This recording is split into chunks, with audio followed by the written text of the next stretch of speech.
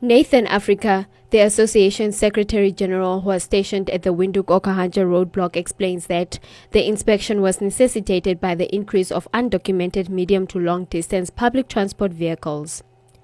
This comes after the association petitioned the Transport Ministry for urgent intervention into the matter. It's a problem for us in this industry that we have illegal operators taking the law into their own hands.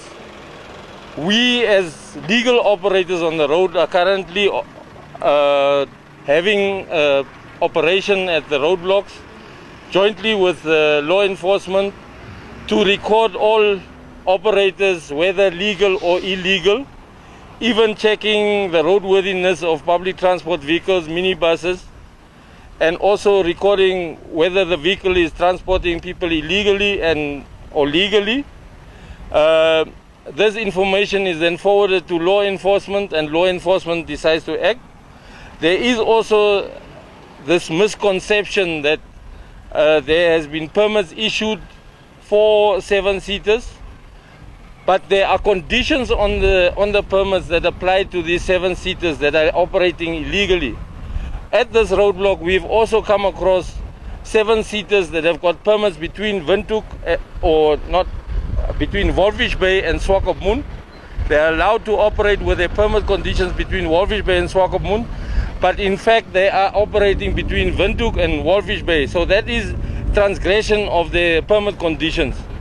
We have also come across many 7-seaters that are operating without any permit, without any public driving permit, but there are also 7-seaters that have got legal permits, and those 7-seaters that have got legal permits to operate, we allow them to proceed.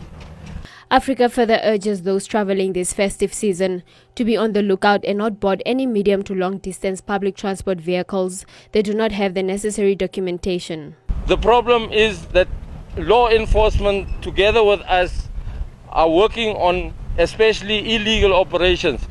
When we started the operation here at the roadblock last week, when the effective stipulation of the law was enforced here, even 7-seaters then resorted to other means by loading people onto taxis going to Okahanja and then coming past the roadblock with 1 or 2 passengers in and proceeding to Okahanja or along the road, and then taking over the passengers from the Okahanja taxis and continuing their journey. These are the things that we say we don't want. When we talk about legal operators, you must have a permit to operate, you must have a permit to transport passengers. If you don't comply, even with minibuses, we also had the problem. We've got minibuses that are operating to the north, but they've got the permit only to operate within the municipal area of Windhoek. And that is also transgression of the law, and they've also been fined according to the law. So there's no thing that we are just concentrating on 7-seaters here. We are ensuring that our passengers that are boarding the public transport are being transported safely.